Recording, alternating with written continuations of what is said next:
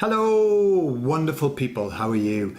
Today I'm talking about allowing stuff to happen. Okay, and I want to just kind of give you my slant on that because it isn't what some people think.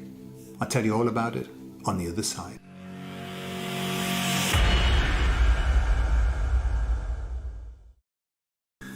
Bottom line, we are tired.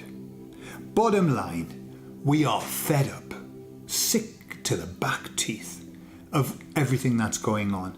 We want it to stop. I want it to stop. I was talking to the emissaries about that and I said, oh, come on. And what they said was this: you're awake, Gordon. You're awake, the people I'm talking to. There are lots of people who are awake. We've been awake for a while and we're tired. We want nice. We're ready for a bit of nice. The issue is that not everybody's awake. And so some people have got to wake up. Quite a lot. And it's happening, but they've got to wake up. So what the emissary said was that what's happening is this: the people who are not awake yet have normalized madness. Okay? They've normalized corruption. What happens in our world now, the information that comes out, were it to have come out 50 years ago, it would have been just one of the things, like the PP equipment that was purchased fraudulently in the UK during the planned stroke-demic, right? They would have been talking about that for 10 years. I mean, if you think about the issue with Nixon, he was spying on some people, okay? Watergate. And he lost his position. His character was blackened. And it was all that people talked about for decades afterwards. That happens, that's God bless you now. That happens all the time. They do it to everybody. All of us are being spied on, but also in the political arena, loads of spying going on and all kinds of lies and everything. So what's happened is that people now have been bombarded with so many things and so quickly that what they've had to try and do is normalize it. So it's normal. So when you talk to people and you say, hey, the political world's corrupt, and they say, yeah, I know. But that's it. They're not like, yeah, I know, and I'm absolutely fucking furious. No, they just go, yeah, that's true. It's true, but what can you do? Yeah. And so that normalization is its own enemy. And they know that. They've kind of, it's that drip, drip, drip, drip, drip. And then people say, well, that's normal now. That's normal. What do you expect from politicians? They're all corrupt.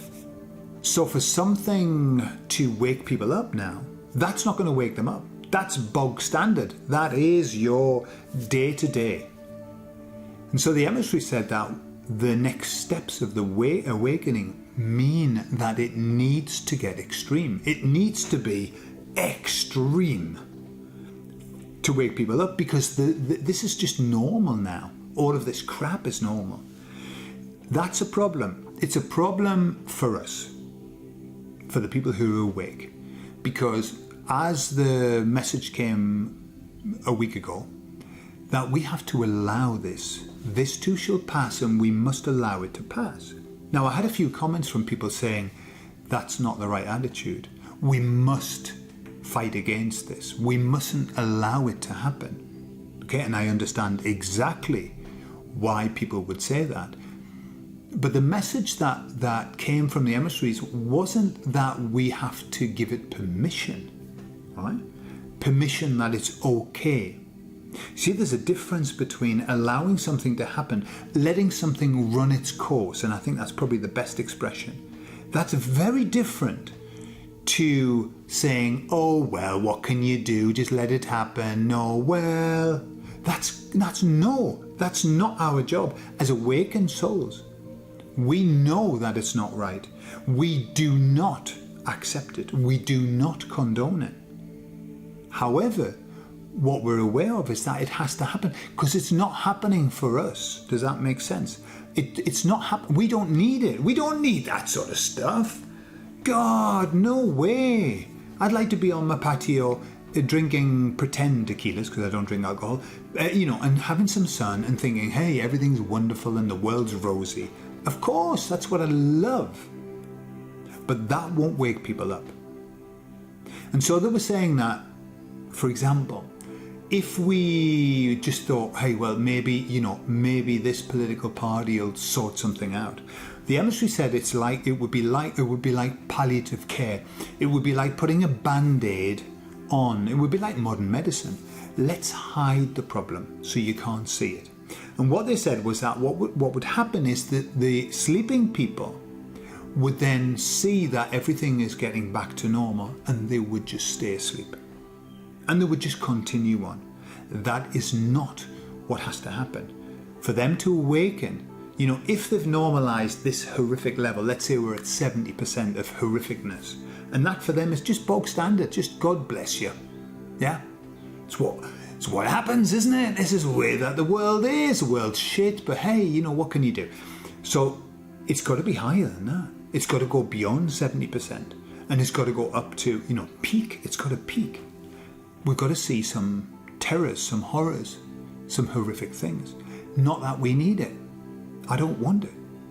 But that's what the emissaries were saying, was we can't deny it. Because, as we've explained, when you deny something, you stop it, and you stop it next to you, right in front of your face. You've got to give it permission to run its course, understanding that the purpose of it is to wake up the rest of the people. Or are all of them going to wake up? No, I don't think so. But there's a very, very big swathe of people waking up now.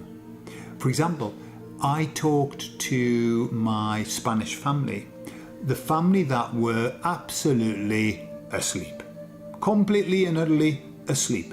However, we were there yesterday, and they were talking about what's happening in Spain with the president and everything. And some of the members were in the protests. And they said, and in the protests, what I noticed? It wasn't all the extreme right people that were there. Some were, but there were people from the left there as well, people from the extreme left. There were people of all kinds, people who weren't interested in politics, and yet they were all there. And we were talking about these kind of things, and the conversation was flowing like it flows when you're with awakened people. How can that happen? These people were deeply asleep. They stopped speaking to us for a while because we were giving them information that they didn't like. And so they stopped speaking to us for a while. And now suddenly they're talking like us. That to me, these are only small anecdotal stories. But how many of these have I got now?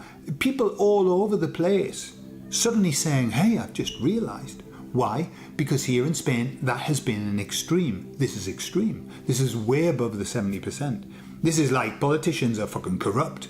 But bloody hell, what has he done? Higher level stuff. And this is what's going to happen. So what we have to do is we have to take a chill pill. We have to step back a little bit. Because this is not our battle, if you understand. We're here to witness this. But this is already, there's nothing that we can do to stop this, okay? And fighting against it, pushing against it, well, we know it doesn't work. It doesn't work. And so when I say allow, I don't say give permission because it's okay. What I'm saying is, and not me, it's the emissaries, they're saying, let it run its course because it's going to make you and put you into a better place. It's a no-brainer. We've got to let it happen. We've got to let it happen. And in the meantime, does that mean that we just sit there going, ooh, when will it be over? Rolling my thumbs behind the microphone now at the other side. No. We've got tons of work to do.